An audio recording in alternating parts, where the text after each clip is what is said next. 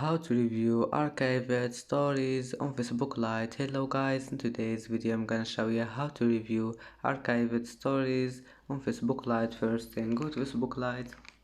Here you will find these three lines in the top corner. Click on it and then just go down until you find settings, and now go down again until you find activity log. Click on it, and here you will find interactions, and then click archived stories, and here you can review it as you see. And that's it for today's video. If you like this video, please don't forget like and don't forget subscribe, and thank you for watching this video until the end, and see you in the next video.